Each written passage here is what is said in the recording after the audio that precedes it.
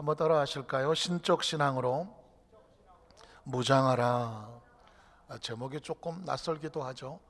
성경을 묵상하다가 하나님이 주신 단어가 신이라고 하는 단어인데 제가 이렇게 붙였죠. 신적 신앙. 신적 신앙으로 무장하라. 말씀을 듣고 나면 우리의 삶 속에 하나님께서 무엇을 어떻게 하길 원하시는지를 우리는 깨닫게 되리라고 생각합니다. 제가 여러분에게 영화 포스터 하나를 보여드리려고 하는데요. 혹시 이 영화를 보셨을까요? 네, 영화 제목이 뭐죠? 걸리버 여행기. 3D로 되어 있어서 안경을 쓰고 보는, 실제적으로 보이는 입체적인 영화를 말하는데, 사실상 크리스찬들이 이런 영화까지 보겠습니까? 또 영화를 보니까 잭 블랙이라고 하는 좀 코믹한 배우가 주인공으로 나와서 뭔가 재밌는 그런 코믹한 분위기를 만들어내기도 하는데, 사실은 이것은 영화 이전에 조나단 스위프트라고 하는 영국의 극작가가 써놓은 소설이죠. 물론 어린이들만 있는 것이 아니라 어른들도 그 시대 속에서 뭔가 깨닫게 하려고 작가는 의도적으로 이런 글을 썼습니다. 이 걸리버 여행기의 스토리를 약간 요약해 보면 기억하시겠지만, 주인공이 어쩌다가 소인국이라는 곳에 떨어지게 됐습니다. 소인국이 뭘까요? 주인공이 한 1m 70 정도 된다고 하면, 소인국은 키가 한 20cm, 10cm, 20cm 아주 조그만 인형 같은 그런 사람들이 살고 있는 그 나라에 떨어졌다는 것입니다. 1m 한 70쯤 되는데 10cm, 20cm 사람들 속에 가면 완전 거인이죠. 고칠 것이 없겠죠. 그리고 그 나라 속에서는 1m 70짜리 주인공을 갖다가 신처럼 떠받들지 않겠습니까? 실제로 외국과의 전쟁이 벌어졌을 때 주인공이 가서 영화에 보니까 배도 그냥 주먹으로 무너뜨리고 대포를 쏘면 총알로 손가락 날려버리고 이런 아주 굉장한 존재로서 그렇게 대우를 받습니다. 그러다가 또 갑자기 또 원치 않게 대인국에 떨어지면, 대인국은 뭘까요? 키가 한 10m, 20m 되는 그런 인간들 속에 떨어진 거죠. 1m 70짜리가 10m, 20m 되는 그 거인들 팀에 떨어지면 어떻게 되겠습니까? 하루아침에 초라한 장난감이 되어버리고 마는 것입니다. 실제로 주인공은 어떤 어린아이의 장난감 취급을 당하기도 합니다. 이 이야기를 통해서 조나단 스위프트는 영국 사회 속에 있는 계급 간의 여러 가지 아픔과 상처와 사회적인 어떤 부조리를 그걸 풍자하려고 써놓았습니다. 그런데 그 스토리를 가만히 묵상을 해보니까, 인간이라고 하는 존재는, 주인공은 달라지지 않았잖아요. 1m 70의 그 상황은 달라지지 않았지만 환경이 어떻게 들어가느냐에 따라서 소인국에 떨어지니까 거대한 거인이 되기도 하고, 거대한 거인들 팀에 들어가니까 이건 초라한 장난감이 되기도 하더라. 그것은 그 상황 속에서 사람은 변하지 않아도 환경과 의식과 사고가 어떠냐에 따라서 아주 초라한 장난감이 되기도 하고 거대한 거인이 되기도 한다는 것입니다. 신앙생활은 어쩌면 우리에게 이런 강력한 메시지를 주고 있다고 생각을 합니다. 성경에 보면 신앙의 사람, 믿음의 선배 모세라고 하는 사람이 초라한 장난감 취급을 당하는 그런 연약한 존재의 모습을 보이기도 하면서, 그런데 하나님은 거인으로 만들려고 하나님께서는 새로운 축복의 문을 여시는 걸 볼 수가 있습니다. 우리는 성경 속으로 한번 찾아가 보겠습니다. 우리는 첫 번째로 모세를 신같이 만드시겠다라고 선포하시는 하나님의 모습입니다. 한번 따라 하실까요? 모세를 신같이 만드시겠다는 하나님의 모습입니다. 사실은 신같이가 신이 저게 띄어쓰기를 해야 되겠죠. 신같이 만드시겠다는 것입니다. 그 이야기는 뭐냐면, 모세가 그의 삶에 너무 힘들고 어려운 상황이 벌어지게 되니까 자기를 아주 초라한 장난감처럼 여겨서 끊임없이 자기를 낮추는 장면을 우리는 출애굽기에서 발견하게 됩니다. 출애굽기 4장 1절에 보니까 모세가 대답하여 이르되, 하나님께 대답을 하는 것입니다.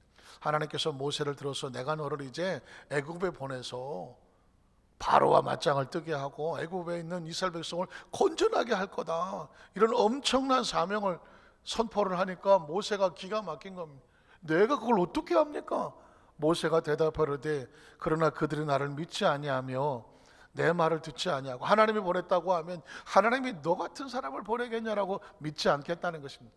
이르기를 오히려 야훼께서 내게 나타나지 아니하셨다 하리이다. 그래도 하나님이 보냈다고 하면 뭔가 좀 거대한 풍채를 가지고 뭔가 화려한 어떤 갑옷을 입고, 그래 하나님이 보낼 만한 하지 라고 사람이 인정할 만한 뭐가 있어야 되는데, 아시는 것처럼 모세가 나이가 80이죠. 뭐 머리는 희끗희끗해서 뭐 바람에 날리는 그런 초라한 모습이죠. 그리고 40년을 광야에서 양태를 치고 살았으니 뭐 얼굴은 뭐 어떻게 되겠습니까? 엉망진창이고 무슨 피부가 관리가 되겠습니까? 그리고 뭐 초라한 양치기 옷에다가 막대기나 하나 들고 나타났는데 내가 하나님이 보냈다라고 하면 누가 믿어주겠다는 것입니다. 실제로 아마 우리 가운데 그렇게 나타나도 믿을 사람이 아무도 없었을 것입니다. 또 그 다음 절에 보면 10절에 이렇게 말하고 있습니다. 10절에 보니까 모세가 야훼께 아뢰되 오 주여 나는 본래 말을 잘하지 못하는 사람입니다. 가서 말을 전하라고 말했더니 모세는 말하기를 하나님 아시잖아요. 내가 말을 잘 못해요. 실제로 기록에 보면 모세가 말을 좀 더듬었다는 말도 나오고 또 양떼를 치느라고 40년 동안 그렇게 말없이 살았으니 뭐 말도 다 잊어버렸겠고 나이가 또 80 넘어가니 수천 년 전에 80을 넘었으니 뭐 이제는 뭐 말도 좀 어눌해지지 않았겠습니까? 그래서 모세는 말하기를 하나님 보시잖아요. 난 아무것도 할 수 없는 그런 능력을 가지고 있습니다. 이 사고는 뭐냐면 모세의 의식 속에 자기 잔재가 장난감처럼 초라한 것입니다. 애굽 왕과 바로는 거대한 거인처럼 보이는데 그 거인들하고 내가 어떻게 맞서 싸우겠느냐. 지금 모세는 철저하게 자기 자신을 초라한 존재로 말하고 있습니다. 13절에 보니까 모세는 계속 하나님 말씀에 대해서 설득당하지 않습니다. 모세가 이르되 오 주여 보낼 만한 자를 보세요. 사실은 모세의 결론이에요. 하나님 사람 잘못 보셨습니다. 보세요. 난 할 수 있는 능력이 아무것도 없어요. 하나님이 하시고자 하도 내가 능력이 없다는 것입니다. 또 계속 출애굽기 6장 8절로 12절에 보면 출애굽기 6장 8절 10절에 보면 내가 아브라함과 이삭과 야곱에게 주기로 맹세한 땅으로 너희를 인도하고 하나님의 말씀이죠. 그리고 그 땅을 너에게 주어 기업을 삼게 하리라 나는 야훼라 하셨다 하라. 모세가 이와 같이 이스라엘 자손에게 전하나 그들이 이스라엘 백성들이 마음이 상함과 그리고 가혹한 노역으로 말미암아 모세의 말대로 하나님이 보냈다는 말을 듣지 않았다는 것입니다. 그 다음 절 보니까는 야훼께서 모세에게 말씀하여 이르시되 들어가서 애굽 왕 바로에게 말하여 이스라엘 자손을 그 땅에서 내보내게 하라. 모세가 야훼 앞에 아뢰 이르되 이스라엘 자손도 내 말을 듣지 아니하였거든 바로가 어떻게 듣겠습니까? 하나님 나는 입이 둔한 자입니다. 말주변이 없어서 내가 말한다고 권위도 없고 들어주지도 않는다는 것입니다.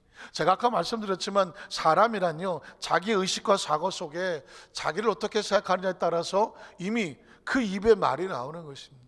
지금 모세는 자신이 없어요. 초라하고 나약하고 이미 절망과 좌절에 빠져 있기 때문에 하나님께서 아무리 말씀해도 모세는 자기 의식을 꼭 붙잡고 움직이려고 하잖아요. 나는 그냥 장난감이야. 바로와 저 애굽에는 거인같이 커. 난 가면 안 돼. 스스로 무너지는 것이죠. 28절에서 30절에 보면 모세가 한결같이 하는 얘기는 뭐냐면 난 입이 둔하다는 것입니다. 야훼께서 애굽 땅에서 모세에게 말씀하시던 날에 야훼께서 모세에게 말씀하여 이르시되 나는 야훼라 내가 내게 이르는 바를 너는 애굽 왕 바로에게 다 말하라. 참 하나님도 고집이 엄청 하시죠. 계속 모세에게 가서 전해 라고 말하면 모세도 고집이 보통 고집이 아닙니다. 하나님 나는 입이 둔합니다. 바로가 어떻게 내 말을 듣겠습니까? 어떻게 보면 지금 하나님과 모세가 팽팽한 신경전을 벌이고 있습니다. 하나님 말씀하시기를 너는 할 수 있다고 말하고 내가 너를 쓰겠다고 말합니다. 모세는 말하기를 난 할 수 없다고 말하고 내 형편과 처지가 특별히 말도 잘 못한다고 말합니다. 어쩌면 인생의 삶을 살아가다가 보면 나이를 먹어가면서 그럴 수도 있고 환경에 연단이 있을 수도 있고 지금같이 전 세계가 어떤 환경의 위기를 만나서 사람들의 의식과 사고를 무너뜨리려고 할 때 최근에 나온 단어가 코로나 블루라고 하는 단어입니다. 코로나 블루가 뭘까요? 블루는 파란색이라고 말하잖아요. 코로나19로 인하여 세계적으로 여러 가지 환경과 여건이 어두운 소식이 자꾸 들어오니까 사람들이 정신적으로 힘들어지고 심리적으로 힘들어져서 자꾸 막 마음에 우울증이 다가오고 낙심이 다가오고 좌절이 다가오고 그리고 아픔이 다가오고 우리나라도 그래서 코로나 확진자들 또 그런 어떤 유사 증상이 있는 사람들을 정부에서 심리 상담사를 보내서 심리 상담을 하겠다고 말하지만 이게 지금 한두 사람입니까? 전 세계가 지금 우리나라도 전 국민이 뭐 너나 할 것 없이 마음이 뭐 우울하고 답답하고 막 두렵기도 하고 뭐 염려가 되고 근심도 되고 돌아가는 것도 어둡고 하니까 정신적 심리적으로 알게 모르게 이건 코로나 확진의 문제가 아닙니다. 전 국민이 정신적으로 무너져 내리는 위기에 직감해 있다는 것입니다. 어쩌면 모세가 당한 상황이나 시대가 당한 상황이나 같아요. 이때 하나님께서는 모세를 어떻게 바꾸기를 원하셨을까요? 정말 놀라운 단어가 나옵니다. 출애굽기 7장 1절에 보니까 이런 모세에게 야훼께서 모세에게 이르시되 볼지어다 내가 너를 바로에게 무엇같이 되게 하겠다는 것입니까? 신같이 되게 하겠다는 것입니다. 여러분의 성경에요 빨간 줄 줄 수 있으면 이 부분을 칼라펜으로 아주 확실하게 칠해 놓아야 됩니다. 하나님께서 스스로 아무것도 못하겠다고 하는 그 모세를 붙잡고 너에게 새로운 자화상을 줄게, 너의 존재를 내가 새롭게 만들어 줄게, 내가 너를 바로에게 신같이 되게 하리라. 여러분 엄청난 단어입니다. 사실 바로와 애굽은 거인 같고 뭐 20m 30m짜리 같고 모세는 초라하게 작아서 못하겠다고 그러고 있는 건데 힘들고 억울해서 낙심하고 있는 건데 하나님 말씀하시기를 네가 생각하는 거인 네 앞에서 장난감처럼 만들어줄게. 바로와 애굽이 네 앞에서 장난감처럼 되고 네가 바로 바로와 애굽 앞에서 신같이 되게 할게. 여러분 여기서 말하는 신이라는 단어는 우리가 생각하는 일방적인 신이 아닙니다. 여기라고 말하는 신이라고 하는 것은 히브리어의 엘로힘이라는 단어를 씁니다. 크리스찬들이 알고 있어야 될 단어 중에 하나인데 한번 따라 하실까요? 엘로힘. 엘로힘이란 뭐냐면 하나님의 전능한 이름을 엘로힘. 맞아, 성경 속에서 하나님의 이름이 나올 때 여러 가지 뭐 야훼도 있고 그런데 전능한 하나님 말할 때 엘로힘이라는 단어를 씁니다. 성경 속에 엘이라고 하는 것은 하나님의 이름을 상징하거든요. 다니엘, 사무엘, 엘리사, 엘리야, 그렇죠? 엘리, 전부 하나님을 말하는 것입니다. 그 중에 엘로힘이라고 말하면 전능하신 하나님을 말하고 있는 건데 하나님이 이렇게 말합니다. 모세에게 내가 너를 하나님처럼 되게 해줄게. 이게 감히 상상이나 됩니까? 내가 너를 하나님처럼 되게 해줄게. 저도 성경을 수없이 많이 읽었는데 이 성경을 읽다가 이 부분이 기가 막힌 거고요, 상상이 안 되는 거고요. 하나님께서 우리를 어디까지 축복하신지 아십니까? 어디까지 능력을 주시려고 하는지 아십니까? 내가 너를 하나님처럼 되게 만들어 줄게. 그래서 감히 저 애굽의 왕 바로나 애굽 나라 정도가 네 앞에서 아예 길을 못 치게 만들어 줄게. 여러분 이 당시에 애굽이라고 한다는 지금의 미국은 게임이 안 되는 나라입니다. 거의 그 시대를 다 통치하고 심지어 이 바로는 파라오라고 옛날에 세계사 시간에 배우지 않았습니까? 파라오라고 이 뜻은 뭐냐면 태양신의 아들이라는 뜻입니다. 그러니까 이 애굽 왕 파라오는요 자기를 신의 아들이라고 생각했습니다. 반대로 가장 무서워하는 게 신이에요. 그래서 자기를 신의 아들이라고 부르는. 그런데 하나님은 역으로 말하는 것입니다. 모세를 신처럼 만들어주는데 태양신은 아무것도 아닙니다. 하나님처럼 만들어주겠다는 것입니다. 이 이야기는 하나님께서 배우가 되어주시고 그 속에 하나님 역사가 나타나게 해주시겠다는 것입니다. 물론 모세를 진짜 하나님이 되게 하겠다는 것은 아닙니다. 그 모세 속에 하나님의 능력과 역사가 그를 통해서 나타나게 하셔서 바로가 보고 야 이건 하나님인데, 하나님 안에 이런 능력이 나타날 수가 없는데 하나님처럼 여기게 만들어 주겠다는 것입니다. 이걸 또 다른 방법으로 표현한다면 혹시 기억하십니까? 예전에 춘향전이라는 곳에 이몽룡이 뭐가 됩니까? 암행어사가 되죠. 암행어사라는 단어는 굉장히 중요한 단어입니다. 자, 이몽룡이 거짓고를 하고 암행을 하죠. 암행, 자기를 초라하고 그 거지 모습을 하고 남원으로 내려옵니다. 속에는 마패를 가졌지만 말하질 않습니다. 그 이야기, 그 모습을 보고 누가 실망을 합니까? 춘향이 엄마 월매가 실망하지 않습니까? 얼마나 실망을 했는지 이몽룡을 보고 어디서 이런 거짓골을 하고 왔냐고 막 입에 담을 수 없는 욕을 해당하면서 내 딸 춘향이가 지금 이 꼴을 보려고 저 옥살이를 하고 있냐고 하면서 막 입에 거품을 몰고 막 쌍욕을 하게 됩니다. 얼마나 쌍욕을 잘하고 얼마나 정말 절망했든지 그 이름이 뭐예요? 월매요. 이런 고차원적인 유머를 하시겠습니까? 춘향이의 엄마가 월매인데 월매가 그 밤에 잠을 못 자고 속이 불이 나서 춘향이를 찾아가잖아요. 그래서 옥에 야이 욕을 막 해당하면서, 그래 네가 그렇게 믿었던 이몽룡이 상 그지꼴으려고 나타났는데 그래도 네가 정조를 지킬 거냐? 변사 또 비유를 맞춰 오늘 밤이라도 수총을 든다고 해서 팔자를 고쳐라. 그때 춘향이 했던 것이 어떻게 내가 두 서방을 섬기겠느냐 해가면서, 어쨌든 그 밤을 넘기고 났을 때 이몽룡이 쌍그지꼴을 하고 나타났지만 놀랍게도 암행어사에게는 뭐가 있냐면 출도가 있잖아요. 출도. 그래서 암행어사 뭘 해봐서 해야지 뭐 이건. 암행어사, 이 영화의 이 소설의 클라이막스는 뭡니까? 암행어사 출도요 하는 것입니다. 갑자기 여기서 포졸들이 나타나고, 그리고 변사또를 무릎을 꿇기지 않습니까? 아니 변사또가 왜 거짓골을 하고 있는 그 이몽룡 앞에 무릎을 꿇습니까? 왜 꿇습니까? 암행어사란 그 안에 마패를 가지고 있는데 그 마패는 왕이 친히 준 것이며, 암행어사가 움직이는 건 누가 움직이는 겁니까? 왕이 움직이는 거거든요. 왕 앞에 무릎 꿇고 왕 앞에 복종하는 거죠. 암행어사는 왕을 대신하는 것입니다. 그러니까 이 변사또 앞에 이 이몽룡은 왕같이 된 것입니다. 그게 바로 크리스찬에게 주는 영적인 신분과 같아요. 아하, 하나님께서는 이몽룡을 암행어사로 사용한 것처럼 모세에게 이렇게 말하는 거죠. 내가 너를 암행천사로 만들어 주리라. 이해가 되십니까? 왕이 보내면 어사, 하나님이 보내면 천사. 딱딱 떨어지지 않습니다. 그러니까 구약 성경 속의 믿음의 선배들은 다 아멘 천사들이었습니다. 엘리야도 아멘 천사지, 다니엘도 아멘 천사죠. 다 하나님께서 필요하셔서 사용하셔 세우신 사람들은요, 겉으로 볼 땐 초라했어요. 그러나 그 속에 하늘을 품고 있었어. 신적인 존재를 품고 있었어. 그래서 그 사람들을 믿음의 선배라고 말하지만 다른 말로 말하면 아멘 천사와 같은 거죠. 이게 구약 성경 속에서 우리에게 주시는 하나님의 사람들을 바꿔놓는 모습이라고 한다면, 여러분 신약 성경에 오면 예수를 믿는다는 것은요, 우리에게 신적인 권세와 신적인 신분이 생겨난다는 것, 그 믿음으로 무장하라는 것입니다. 둘째로 예수를 믿는 것은 신적인 믿음으로 무장하는 것이다. 한번 따라 하실까요? 예수를 믿는다는 것은 신적인 믿음으로 무장하는 것이다.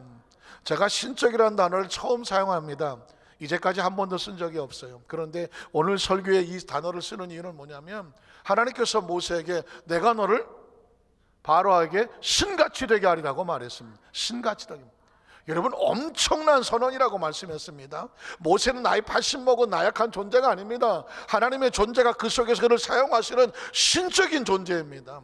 하나님의 사람은 겉으로 보면 안 되는 거예요. 그 속에 움직이는 하나님의 신성을 봐야 되는 것이죠. 크리스찬도 마찬가지입니다. 예수를 믿으면 우리는 육신으로 살아가지 않습니다. 하나님의 영성으로 살아가고 신성으로 살아가고 신적 신분으로 살아가는 것입니다. 자, 예수님이 이 땅에 오실 때도요, 초라하고 나약한 모습으로 봤지만 그 안에 신적인 역사가 나타났습니다. 마태복음 1장 18절로 23절을 보면 예수 그리스도의 나심은 이러하리라. 인간이 태어나는 건 뭐 다 대동소이하지 않겠습니까? 10달 배 아파서 출산을 하고 응애하고 아기가 태어나는 건 당연한 건 아니겠습니까? 자, 그런데 예수님의 나심은 이러합니다. 그의 어머니 마리아, 당연하죠. 어머니 마리아가 있어야 되고 요셉과 약혼하고 그리고 결혼하고 낳아야 되는데 동거하기 전이라고 말합니다. 뭔가 좀 심상하지 않습니까? 성령으로 잉태된 것이 나타났다고 말하죠. 예수님의 잉태는 자연적이고 생물학적인 생리적인 현상이 아니었다고 말하죠. 성령으로 잉태했던 얘기는 뭘까요? 신적인 잉태를 말하고 있습니다. 신적인 역사를 말하고 있습니다. 메시아의 탄생은, 예수님의 탄생은 인간의 탄생이 아니라 신적인 탄생이라는 것을 선언하고 있습니다. 그 다음 절을 보면 뭐라고 말할까요? 그의 남편 요셉은 의로운 사람입니다. 동거하기 전에 아이가 임신됐다는 것은 뭔가 잘못된 관계를 때문에 그 여인에게, 마리아에게 그것이 잘못되지 않도록 조용히 드러내지 않고 가만히 끊고자 했습니다. 왜냐하면 요셉은 이것이 신적인 역사인지를 모릅니다. 그래서 그 다음 절에 보면 그 일을 생각할 때에 고민한다는 것입니다. 고민했습니다. 고민이 안 되겠습니까? 우리가 하나님의 신적인 역사를 우리가 의식하지 못하면 인생은 고민 덩어리입니다. 고민든, 지금 코로나19든 삶의 역사는 여러 가지 문제든 하나님의 신적인 역사를 생각하지 않으면 다 고민입니다. 낙심하고 좌절합니다. 요셉도 마찬가지입니다. 그런데 그 일을 생각할 때 주의 사자가 현망합니다. 하나님의 사자가 꿈속에 나타났다기는 신적인 역사입니다. 인생의 삶 가운데 길은 어디에 있냐면 신적인 역사에 있는 것입니다. 하나님에게 길이 있는 것입니다. 예배가 예배되는 것은 하나님 앞에 드리기 때문입니다. 기도가 되는 것은 하나님께 드리기 때문입니다. 자, 주의 사자가 현망하르되 다윗의 자손 요셉아, 내 아내 마리아 데려오기를 무서워하지 마라. 잘못된 관계 속에 동거도 안 했는데 아이가 태어나면 이것은 뻔히 잘못된 소문이 날 텐데 두려워할 수밖에 없습니다. 그런데 말씀합니다. 두려워하지 마라. 그에게 잉태된 것은 성령으로 된 것입니다. 신적인 역사와 신적인 의미와 신적인 권세를 선포하는 것입니다. 요셉의 의식 속에, 사고 속에 요셉이 그 예수의 탄생은 메시아의 탄생이라는 것을 선포하고 있는 것이죠. 그 다음 절 보면 그래서 아들을 낳은 이름을 예수라고 하라. 예수란 이름의 권세는 신적 이름입니다. 이는 그가 자기 백성을 그들의 죄에서 구원할 자, 메시아 기름 부은 자라는 것을 선포하고 있습니다. 그 다음 절을 보니까 그래서 이 모든 일이 된 것이 뭐예요? 이렇게 역사는 모든 것은 우연이 아니고 세상적 어떤 그런 현상이 아니라 주께서 선지자로 하신 말씀을 이루려 하심이더라. 신적 예언이 신적 응답으로 이루어진다는 것입니다. 이르시되 보라, 처녀가 잉태의 아들을 낳을 것이요 그 이름을 임마누엘이라 하리라 하셨으니 이사야에서 예언된 것이죠. 이를 번역한즉 하나님이 우리와 함께 하시는. 왜 우리가 신적인 존재가 됩니까? 하나님이 우리와 함께 하시니, 하나님과 함께하면 하나님적인 존재가 됩니다. 그래서 여러분, 그리스도인들 의식 속에 저도 이런 설교를 제가 30 몇 년 설교를 하면서 여러분에게 이렇게 구체적으로 정확하게 신적인 단어를 쓰면서 처음 말하는 것입니다. 왜냐하면 성경은 우리에게 어디까지 드러내기를 원하냐면, 너희는 세상에 살지만, 육신을 가지고 살지만 하나님의 나라에 속한, 하나님과 함께하는 신적인 존재가 된다는 거예요. 구체적으로 말하면, 모세에게 말한 것처럼 하면 네가 세상에 신같이 되리라는, 하나님처럼 되리라는 것입니다. 믿으십니까? 그러니까 저와 여러분 의식의 사고 속에서 이 땅에 살면서 환경과 여건 속에서 쭈삣하고 절망하고 좌절하고 낙심하고 기죽고 그렇게 살아가지 마라. 너를 세상의 애굽왕 바로 앞에 모세를 신같이 만들어 주겠다는 것처럼 이 세상에 너희를 거인과 같이 되게 하리라. 세상이 너희 앞에서 장난감처럼 그렇게 초라하고 낙심하게 너희의 눈치를 보리라. 이게 하나님의 메시지입니다. 예수님께서 우리에게 함께 하심으로 신적인 권세를 선포하셨던 것처럼 예수님의 사역을 움직이면은요 신적인 역사가 나타났습니다. 마태복음 4장 23절로 24절에 보면 예수께서 온 갈릴리에 두루 다니십니다. 뭘 하셨을까요? 그들의 회당에서 가르치며 뭘 가르쳤을까요? 수학, 국어, 뭘 가르쳤을까요? 하나님의 나라를 가르치는 것입니다. 하나님의 나라, 신적 세계, 신적 차원, 신적 나라, 하나님에 대해서 말씀하는 거죠. 하나님, 하늘에서 오신 예수님은 하늘을 얘기할 수밖에 없는 것입니다. 그 다음 절 보면 가르치시며 천국 복음을 천국을 다른 말로 말하면 하나님의 나라, 또 다르게 말하면 신의 나라, 신적 나라, 신의 왕국이죠. 4차원의 영의 나라를 말하는 것입니다. 예수님은 이 땅에 오셔서 무슨 수학, 물리 뭐 이런 레슨 하지 않습니다. 그의 관심은 하늘입니다. 그의 관심은 하나님입니다. 그러니까 우리의 관심도 마찬가지 아닙니까? 이 중요한 때에 이 하나님 앞에 이 성전에 나와서 예배할 때 무슨 얘기를 듣고 싶으신 것입니까? 하나님에 대한 얘기 아니십니까? 전 강단에 제가 뭐 수학을 얘기합니까? 논리를 얘기합니까? 무슨 뭐 경영을 얘기합니까? 뭘 얘기하겠습니까? 저는 철저하게 성경 속에서 하나님의 마음과 하나님의 존재와 하나님의 계획과 하나님의 차원, 하나님의 나라, 신적 세계를 얘기하는 것입니다. 예수님도 마찬가지죠. 천국 복음을 전파하시며 백성 중에 모든 병과 모든 약한 것, 3차원의 육신을 가졌는데 육신이 중요한 것은 그 속에 하나님의 영이 들어와 있으니까 육신이 건강해야 영이 건강하지 않겠습니까? 그래서 육신을 치료하는 이유는 뭐냐면 그 속에 영혼도 건강하라는 것입니다.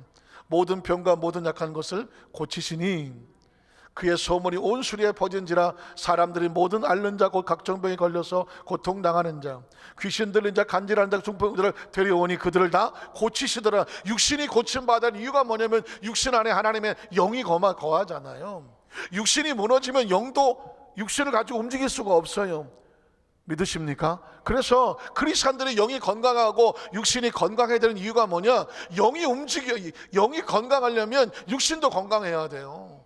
육신이 아프면 영이 움직이지를 못하잖아요. 오죽하면 예수님도 이 땅에 육신을 가지고 태어난 이유는 뭐냐면 이 3차원의 세계는 육신이 있어야 돼요. 육신이 들어와서 보고 말하고 그리고 생각하고 움직이며 가르치지 않습니까? 예수라는 의미는 뭐냐면 하나님이 육신을 입고 이 땅에 오셔서 하나님의 나라 신적 세계를 가르쳐주고 있는 것이죠. 하늘에 대해서 얘기하려면 하늘에서 오실 수밖에 없어요. 믿으십니까? 여러분이 지금 하나님 이 교회에 와서 말씀을 듣는 이유는 하늘에 대한 이야기는 교회에서만 하기 때문에 그렇습니다. 하늘에 대한 이야기는 성경이 말씀하기 때문에 그렇습니다. 우리가 그렇게 이 자리에 나와 있는 이유가 뭘까요? 이 마스크를 쓰고 열을 체크하고 여러 가지 불편함에도 불구하고 나와 있는 이유가 뭐냐면 우린 육체로만 살지 않아요. 영으로 살아가기 때문에 그렇습니다. 그래서 영은 뭐냐? 하나님 말씀을 들고 하나님의 차원을 들어야 영이 힘이 나고 영이 반응하고요, 영이 거기서 힘을 얻어요. 이 온라인 예배를 하면서 아주 조심스러운 것은 뭐냐면 오늘 이제 가정에서 사업과 직장에서 온라인 예배를 드리는 성도들에게 다 정말 간절히 부탁을 드리시면 뭐냐면 말씀이 선포되고 예배 가운데 영이 산다는 걸 아셔야 돼요. 그래서 어느 장로교에서는 그 자기 교단 성도들에게 간절히 부탁을 하더라고요. 예배를 예배되게 해달라는 것입니다. 우리가 이 코로나 때문에 온라인 예배 드리고 실시간 예배도 드리지만 가정에서 예배를 드리다 보면 예배가 소홀할 수가 있습니다. 예배가 준비가 안 됩니다. 그냥 시간 되면 방송 틀어놓고 그냥 설교 듣고 듣는 등 마는 등 시청할 수가 있습니다. 이건 철저하게 예배가 아닙니다. 가정에서 예배를 드리던 직장에서 예배를 드리던 예배를 준비해야 돼요. 심령과 마음이 들어져야 돼요. 또 어떤 그 성도들은 설교만 끝나면 또 끊어버리고 나 예배 드렸다고 돌아선다는 것입니다. 이건 우리 교단은 뭐 그런 분이 없겠지만 어느 장로 교단의 성도들에게 간곡히 부탁하는 것입니다. 만약 그런 식으로 만약에 온라인 예배 실시간 예배를 그냥 설교만 듣고 나 예배 드렸어 하고 끊어버리기 시작하면 어느 순간에 예배의 의미를 상실해 버린 것입니다. 예배는 시청하는 것이 아닙니다. 예배는 구경하는 것이 아니란 말입니다. 예배는 내가 시간 나면 보고 시간 없으면 안 보는 것이 아니란 말입니다. 그 시간은 하나님의 시간이고 하나님 앞에 서는 시간이고 하나님께 드려져야 되는 것입니다. 예배는 드려지는 것입니다. 마음이 드려지고 심령이 드려지고 예물이 드려지고 기도가 드려지고요, 내 영의 전심을 하나님 앞에 헌신과 성의가 드려져야 되는 것입니다. 그러니까 하나님께서 우리의 중심을 보시지 않겠습니까? 그래서 이 온라인 동안에 우리가 어쩔 수 없이 코로나19로 인해서 실시간도 드리고 형제나서 예배를 드리지만 어떤 상황이든지 예배가 무너지면 안 되고 예배의 의식이 무너지면 안 되고 기도의 의식이 무너지면 안 되고 하나님께 드려지는 이 헌신에 대한 중심의 관계가 멀어지면 절대로 안 되는 거예요. 믿으십니까? 그래서 우리는 이 신적 세계와 신적 의식을 반드시 머릿속에 기억을 하셔야 되죠. 마태복음 8장 16절에 17절에 보면 예수님께서 병을 고치는 이유가 나옵니다. 저물매 사람들이 귀신 들린 자를 많이 데리고 예수께 오거늘 예수께서 무엇으로 고칩니까? 말씀으로 고칩니다. 예수님은 무슨 지팡이로, 예수님은 어떤 물로, 예수님께서 어떤 부적으로, 어떤 주문으로 고치는 것이 아닙니다. 말씀은 하나님의 말씀이거든요. 신적 능력을 말하는 것입니다. 우리가 말씀 앞에 서는 이유는 뭐냐면 하나님의 말씀은 생명과 능력이라서 육신의 병을 고쳐서 그 영이 움직이도록 하는 것이죠. 귀신들을 쫓아내시고 병든 자들 다 고치시는데 이유가 뭐냐면 이 역시 신적 권세입니다. 선지자 이사야를 통하여 하신 말씀에 우리 연약한 것을 친히 담당하시고 병을 짊으셨다 함을 어떻게 합니까? 예언은 이루어져야 되는 거죠. 예수님은 이 땅에 하나님의 말씀을 이루려 오신 분입니다. 메시아가 온다, 예수님 오심으로 이루어졌습니다. 예수님이 다시 오신다, 재림을 기다리는 사람들에게 그분이 오셔서 또 이루어 주실 줄로 믿습니다. 마태복음 16장 13절 17절에 보면 크리스찬이 왜 복이 있는 줄 알게 됩니다. 마태복음 16장 13절 14절에 보면 예수께서 빌립보 가이사랴 지방에 이르러 제자들에게 물어 이르시되 사람들이 인자를 누구라고 하느냐. 예수가 누구인지를 아는 건 굉장히 중요합니다. 목수의 아들, 나사렛, 베들레헴, 요셉의 아들, 누구 형제, 요셉, 예수님을 이렇게 저렇게 많이 알 겁니다. 그러면서 어떤 사람을 말할지 모릅니다. 병을 고친다더라, 말씀을 가르친다더라, 그러니까 선지자나 하나 되지 않을까? 일반 사람들이 말하는 것입니다. 자, 그래서 제자들도 이렇게 말했습니다. 인자를 누구나 아느냐? 그 다음 절에 보니까 이르되 더러는 침례 요한, 더러는 엘리야, 어떤 예레미야나 선지자 중에 하나라. 예수님에게 신성을 부여하지 않습니다. 어떤 인간의 특출난 선지자 정도를 말합니다. 예수님 여기서 이렇게 반응하지 않습니다. 이렇게 질문합니다. 그 다음 절에 보니까 그러면 너희는 나를 누구라고 하느냐. 사실 이 질문은 시대와 시간과 공간을 초월합니다. 예수님이 그 전에 질문했던 것은 지금도 우리에게 동일하게 질문합니다. 저도 여러분에게 묻습니다. 여러분은 예수님을 누구라고 믿습니까? 많은 사람들이 예수를 4대 성인 중에 하나, 막연하게 예수를 하나님의 아들, 막연하게 예수를 예수 믿고 교회에서 그리스도 크리스찬 이렇게 막 갖다 댑니다. 그러나 정말 중요한 것은 뭐냐면 예수가 누구인지를 정확한 고백을 해야 됩니다. 예수의 신성을 알아야 되며 그분이 우리에게 가르치는 존재와 정의를 알아야, 그를 통해서 우리가 어떻게 되는지를 알아야 된단 말이에요. 자, 제자들은 뭐라고 들었을까요? 그 중에 베드로가 이런 말을 하죠. 그 다음 절 보면 시몬 베드로가 대답하여 이르되 주는 이라고 말했습니다. 여기서 말하는 것은 온 세계의 주인을 말하는 것입니다. 이건 신적인 고백입니다. 나사렛 30대 초반에 목수의 아들을 놓고 베드로가 그런 고백을 하는 것입니다. 예수님은 만군의 주가 되십니다.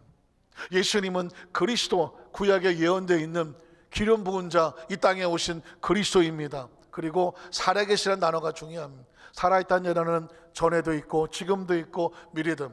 요한계시록에 보면 1장 8절에 알파와 오메가 하는 것입니다. 사실 왜 이 단어가 필요하냐면 저와 여러분은 시간에 갇혀 있기 때문에 그렇습니다. 우리는 지나간 과거를 추억하지만 갈 수가 없습니다. 미래가 궁금하지만 갈 수가 없습니다. 이유가 뭘까요? 인간이라고 하는 존재는 육체를 가졌기 때문에 육체는 3차원의 이 지구에 사는 존재는 누구를 막론하고 과거로 백업할 수 없으며 미래를 땡겨갈 수가 없습니다. 시간에 갇혀있기 때문에 시간을 타고 움직이는 존재를 3차원적인 존재라고 말합니다. 그런데 하나님이라고 하는 존재를, 예수님의 존재를 우리가 비교하려면 어떻게 해야 될까요? 우리는 시간에 갇혀있지만 그분은 시간 밖에서 시간을 통제하시는 분이라면, 그래서 전에도 있고 지금도 있고 장차 오실 분이라고 말하고 시간의 알파와 시간의 오메가라고 말을 하는 것입니다. 이거를 우리에게 이해롭게 하려고 하니 이렇게 말할 수밖에 없잖아요. 그분은 늘 살아계시는 분입니다. 사실 쉽지 않은 단어죠. 그러나 하나님은 과거도 현재도 미래도 늘 살아계시는, 시간을 초월하시는 4차원적인 존재고 신적인 존재라는 것입니다. 하나님의 아들이라고 말하고 있습니다. 사랑하는 성도 여러분, 예수님을 구주로 믿으시면 아멘 하시기 바랍니다. 우리가 왜 하나님 앞에 나와서 예배할 때 신앙 고백을 합니까? 그리고 이 말씀을 묵상을 들을 때마다 성경 속에 들어가서 말씀을 외우고 가슴에 새기려고 합니까? 저와 여러분이 하나님 안에서 신적인 존재이기 때문에 신적인 나라를 알아야 되고 신적인 의식이 있어야 되고요, 신적인 원리를 알아야 되고요, 신적인 정체성을 가져야 돼요. 안 그러면 그냥 세상에 섞어놓으면 다 육적인 존재로 알고 육적인 존재처럼 살아가다가 한 줌의 흙으로 살아가면 그게 운명인 줄 알아. 그런데 저와 여러분 아까도 말씀했지만 그런 존재가 아니라는 것을 알려주시기 위해서 하나님이 직접 이 땅에 육신을 입고 오신 거란 말입니다. 예수님은 그래서 자기 제자들과 하나님의 백성들에게 신적인 능력을 부여하기 시작합니다. 마태복음 10장 1절에 보니까 예수께서 그가 병을 고치기만 하신 분이 아니라 그의 12제자를 부르사 더러운 귀신을 쫓아내며 모든 병과 모든 약한 것을 고치는 무엇을 주십니까? 권능을 줬다. 이건 신적 권능입니다. 신적 권능이에요. 그러니까 예수님 말씀은 내가 그들을 고친 것처럼 너희도 신적인 존재니까 그들을 뭐 해라? 고쳐라는 것입니다. 우리가 어떻게 병을 고칩니까? 어떻게 귀신을 쫓아냅니까? 병을 고치고 귀신을 쫓아내려면 우리 안에 신적인 역사가 있어야 되거든요. 신적인 심볼이 있어야 되고 신적인 권세가 있어야 됩니다. 저도 지난 30몇 년의 목회 생활을 하면 가만히 보니까 깜짝 놀라는 것은 어마어마한 치료의 역사가 하나님께서 저희 목회 사역 속에 나타나게 하셨습니다. 문제는 뭐냐면 나는 하나도 모른다는 것입니다. 왜 그런 역사가 나타났는지, 온 손에 사마귀가 있었던 그 어린아이가 하나님 은혜로 기도 가운데 깨끗이 살아난 역사가 왜 나타났는지 모르는 거예요. 자기에서 일어나기만 얼굴이 퉁퉁 부어서 막 무슨 라면 한 10개 삶아 먹은 것처럼 얼굴이 돼서 매일 아침을 눈물로 새던 성도가 하루아침에 기도 가운데 성령 받고 나서 그냥 정상적인 몸이 들어왔는데 어떻게 왔는지를 모르는, 우리 안산에도 마찬가지 아닙니까? 미각을 잃어버렸던 권사님이 지금 남양주 가셨지만 하루아침에 미각을 되찾은, 이게 쉬운 얘기가 아니잖아요. 권사님 다리가 펴졌고 허리가 나았으며 수십 알의 진통제를 먹지 않으면 살 수 없었던 진통제 아주머니가 우리 교회에 와서 예배드리다 기도받고 나서 그 사람 깨끗이 고쳐먹다고 여의도 수모 가족신문에 이미 아예 문서로 나와 있다니까. 그 외에도 상상할 수 없는 간증들이 나타나는데 중요한 건 제가 뭘 그 방법과 원리를 있어야 내 마음대로 해보겠는데 도무지 모르겠다는 것입니다. 그건 오로지 예수 그리스도의 신적인 권세와 신적인 능력의 역사인 줄로 믿습니다. 사람이 아닌 거예요. 하나님만 하시라는 건데, 그 권세를 예수님이 주셨다는 얘기는 뭐냐면 권세의 주체는 예수님인 거예요. 제자들은 통로로 쓰임받는 것에 불과한 것입니다. 그리스도인들에게 이 말씀이 기록된 이유는 뭐냐면 저와 여러분도 이 축복의 권세의 통로가 되는 것입니다. 요한복음 1장 11절로 13절에 보면 자기 땅에 오매 자기 백성 영접하지 않았으나 영접하는 백성이 있어, 그 이름을 믿는 백성들이 있어, 그들에게는 하나님의 자녀가 되는 권세를 주었습니다. 아버지가 인간이면 자식도 인간인 거죠. 아버지가 사람이면 자식이 사람인 거죠. 아버지가 개면 새끼도 개인 겁니다. 당연한 원리 아닙니까? 아버지가 하나님이면 자식도 하나님의 자녀예요. 하나님의 신성을 갖는 것입니다. 엄청난 선언입니다. 예수를 믿으면 하나님의 자녀, 영적인 신성자가 되는 거죠. 그래서 그걸 뭐라고 말하냐면 권세라고 말하는 겁니다. 이건 아무나 얻어지는 것이 아닌 권세를 얻는다고 말하는 겁니다.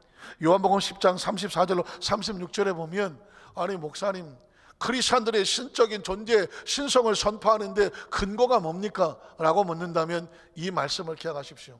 요한복음 10장 34절 36절에 보면 예수께서 이르시되 너희 율법에 기록된 바 내가 너희를 뭐라고 불렀습니까?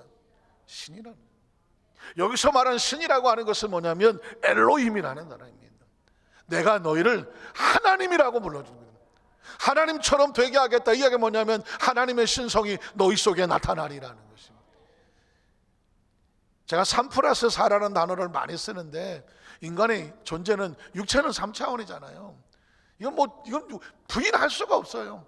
이 육체는 아무리 오래 살아도 지구를 떠날 수가 없습니다.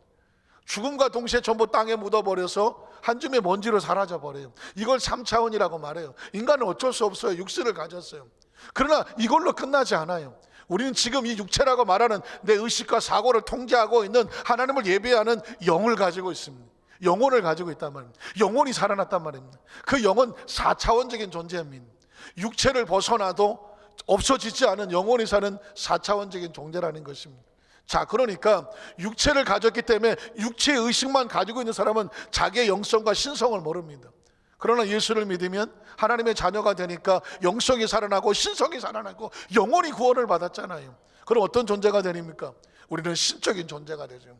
그래서 우리가 왜 교회에 와서 말씀과 세상적인 지식, 성경에 뭐 몇 년도 기록되었는지, 누가 썼는지, 뭐 문장의 구조는 어떤지, 뭐 이런 공부를 해야지. 공부도 필요해요. 그러나 진짜 중요한 것은 공부를 뛰어넘은 그 안에 있는 하나님의 영성과 신성과 하나님의 능력과 권세라는 것입니다. 믿으십니까?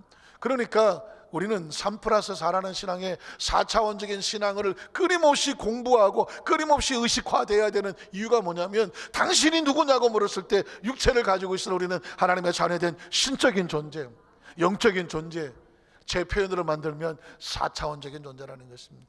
자, 그래서 신이라 하였노라 하지 아니하였느냐, 그 다음 성경은 패하지 못한다. 이건 누가 아니라고 해서 안 될 게 아니에요. 아유, 그 사람이 무슨 신이야, 아유 무슨 그게 신적인 존재야. 이건 사람이 패할 수 있는 게 아니에요. 성경은 패하지 못하나니 하나님의 말씀을 받은 사람은 뭐다? 신이라. 하나님의 말씀을 받으면 신적인 존재예요. 여러분, 아무나 하나님의 말씀을 받든가요? 하버드 대학, 케임브리지 나오면 하나님의 말씀을 덜커덕 믿던가요?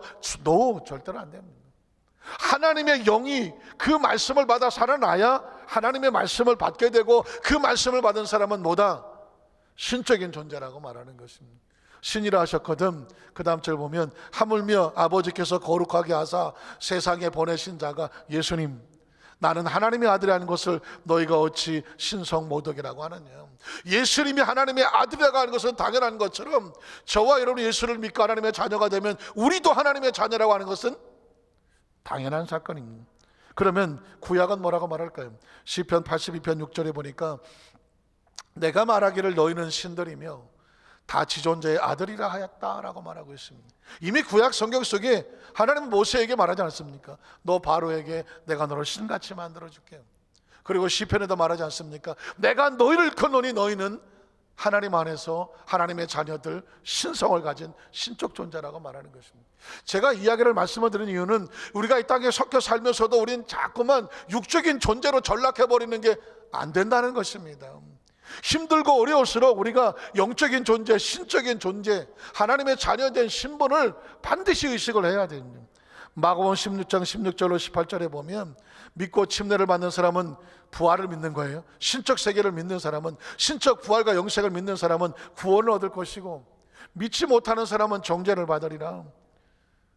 믿는 자들이 무엇을 믿습니까? 부활을 믿는 자들에게, 생명의 부활, 신적인 권세를 믿는 자들에게 이런 표적이 따르는 건 너희가 곧 그들이 내 이름으로 귀신을 쫓아내며 새 방언을 말하며 뱀을 집어올리며 무슨 독을 맞지 않아 해를 받지 않냐며 병든 사람의 손을 얹은 즉 나으리라. 왜? 하나님의 신성이 그 속에 들어가서 그를 통해서 또 치유 역사가 나타난다는 것입니다. 교회에서 쓰는 용어는요, 바로 이 신적인 신앙을 가져야만 생각해낼 수가 있고 표현이 됩니다. 자, 영생이라고 하는 것은 신적 생명입니다. 육적인 생명은 영생하지 못합니다. 신적인 생명은 영생을 말하는 것입니다. 자, 육적인 자녀가 아니라 신적인 자녀는 하나님의 자녀를 말하는 것입니다. 육적 권세가 아니라 신적 권세라고 말하죠. 제가 말씀드렸지만 기도는 4차원이다. 이유가 뭘까요? 하나님께 드리는 것. 이건 신적인 대화입니다. 믿으십니까? 하나님 말씀은 4차원입니다. 세상의 어떤 대학 교수가 가르치는 강의가 아니란 말입니다. 이유가 뭘까요? 교수는 3차원이나 강단에 선포될 메신저는 4차원이기 때문에 그렇습니다. 그래서 우리의 신앙은 철저하게 4차원적인 신적인 단어로 무장을 해야 됩니다. 마지막으로 제가 드리고 싶은 말씀은 세 번째로, 그러면 성령 세례, 성령 충만, 이건 왜 필요하냐는 거예요. 성령 세례, 성령 충만을 그걸 주장하고 그거를 강조하는 교단이 있는가 하면 또 그렇지 않은 교단도 있거든요. 우리 순복음의 순자는 오순절 순자거든요. 철저하게 성령 세례, 성령 충만을 강조하거든요. 이유가 뭔지 아십니까? 신적인 권세와 능력이 성령 세례와 성령 충만이기 때문에 그렇습니다. 마태복음 12장 28절에 보면 예수님의 신적 사역을 할 때 그 속에 나오는 파워는 누구 때문인가? 그러나 내가 하나님의 성령을 힘입어 귀신을 쫓아내는 것이면 하나님의 나라가 이미 너희 가운데 임하였느니라. 예수님도 겉모습은 30대 초반에 나사렛의 목수의 아들로 연약한 존재의 모습이었지만 그 안에 신성이 있었습니다. 하나님의 성령께서 역사하여 주시니까 그를 통해서 하나님의 귀신이 쫓겨져 나가고 하나님의 나라가 임했다는 것입니다. 예수님 자신도 철저하게 하나님의 성령을 인정하셨습니다.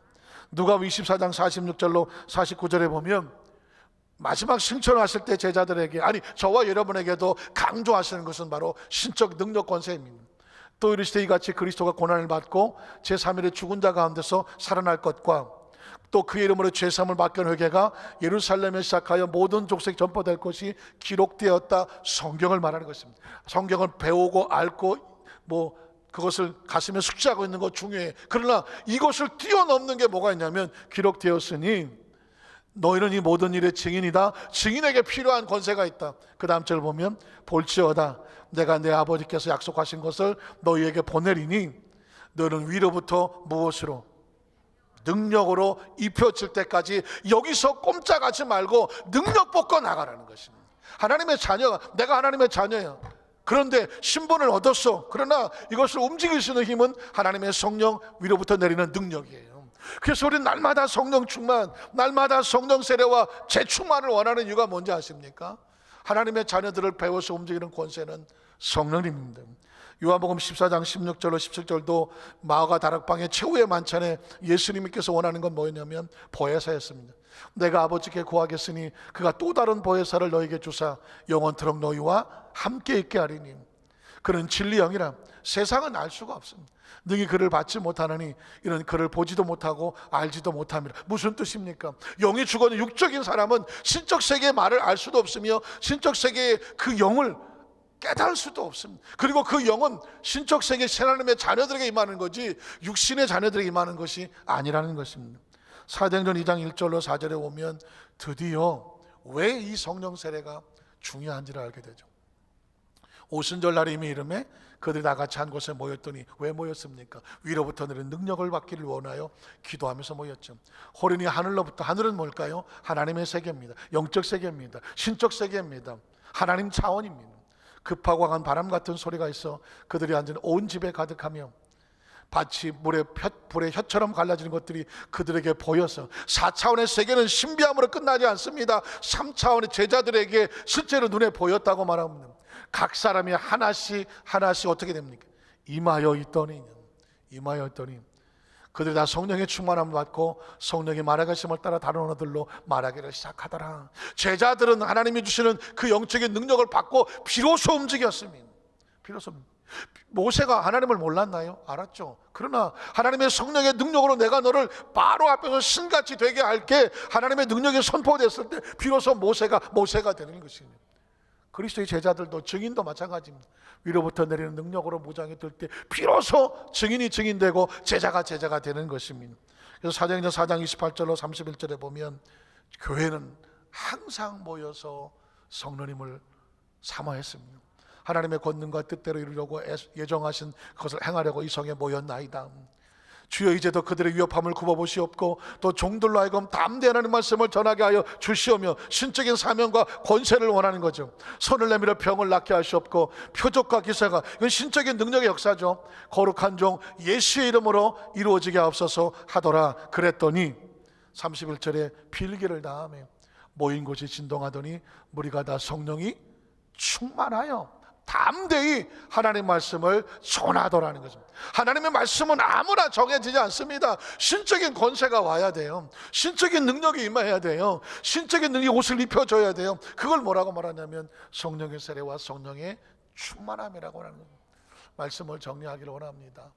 안타깝게도 4월 12일 날은 이제 부활절이잖아요. 부활절인데 개교에서 부활절 예배를 드리겠지만 대한민국도 마찬가지고 전 세계도 마찬가지고 또 안산시도 마찬가지고 부활절 연합 예배를 전 교회와 성도들이 모여서 하나님 앞에 드려온 것이 한국 기독교 또 세계 기독교가 전통입니다. 근데 지금 코로나19로 인해서 우리가 함께 모여 예배 드리는 것이 많이 어려워졌기 때문에 개교회도 그런데 연합 집회는 더 어렵잖아요. 그래서 지금 모든 종교계도 마찬가지였지만 한 달 정도 미루어지는 걸로 지금 그렇게 계획을 잡고 있습니다. 그 이야기는 뭐냐면 4월 12일 날 부활절 연합 예배가 5월 달로 한 달 더 미뤄질 수 있다는 것입니다. 그러면 왜 그런 일이 왔을까 고민이 되거든요. 그런데 5월 31일이 성령 강림 주일인 거예요. 부활과 성령 강림은 뗄래야 뗄 수가 없는 거예요. 이건 하나와 같습니다. 마치 예수님의 고난의 십자가가 부활과 뗄래야 뗄 수가 없는 것처럼, 십자가의 죽음이 있어야 부활의 생명이 있는 것처럼, 그리고 부활의 역사가 나타나고 난 다음에 예수님께서 승천하시면서 예언했던 것이 성령 강림으로 이루어졌던 것처럼, 그래서 2020년도 부활절 연합 예배는 오순절 성령 강림과 함께 부활과 성령이라고 하는 그런 의미를 가지고 또 다른 아주 중요한 의미로 연합 예배를 드려야 될 것 같습니다. 어쩌면 더 강력한 메시지가 될 것 같아요. 이제까지는 부활절 따로 성령 강림절 따로 했는데 부활절 연합 행사는 아주 특별한 행사가 됐지만 성령 강림 행사는 그냥 절기로 지나갔단 말입니다. 그러나 이 시대 예수님께서 부활하신 목적이 뭔지 아십니까? 승천하시는 목적이 뭔지 아십니까? 내가 가면 아버지가 너희에게 성령을 보내주겠다고 말했습니다. 신적인 권세와 능력을 말하는 것입니다. 부활을 통해서 생명을 얻었다면 성령을 통해서 권세를 얻는 것이죠. 오늘 우리 안산교회 모든 성도들 삶의 현장 가운데 세상이 온통 코로나 하다가 보니까, 뉴스로 도배를 하다 보니까 이 영적이고 신적인 사람들이 육신에 눌려있어. 같이 한숨 쉬고 이것도 안 되고 저것도 안 되는 거니까 불안하고 초조하고 막 이런 것 같아요. 그러나 이 시대 속에서 우리가 원하는 건 뭐냐면, 세상은 그렇게 돌아간다고 할지라도 하나님의 사람들은 너희는 신적인 존재라는 거죠.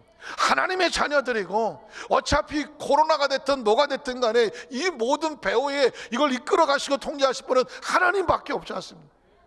트럼프가 나서서 4월 달에 정신됐다 했다가 18간 됐다가 정신 못 차리잖아요. 지금 전 세계 어느 누가 리더자들이 이걸 이끌어내겠습니까? 아무런 힘이 없어요. 오히려 하나님 앞에 집중하는, 하나님을 다시 찾을 수 있는 기회가 되어지라고 생각합니다. 적어도 우리 안산교회 성도들 바로 이 신적인 이 무장으로 무장을 해서 우리 존재 자체가 이렇게 세상 앞에서 장난감처럼 초라하게 코로나 블루처럼 어지럽고 힘들고 우울하고 속상할 존재가 아니라 강하고 당당하고 자신 있게 신앙으로 이 세대를 이겨나가고, 그리고 또 하나님 앞에 오히려 기도의 모습과 신앙의 모습을 더 깊이 가까이 나오는 정로 되시기를 주님의 이름으로 축원합니다. 기도하겠습니다.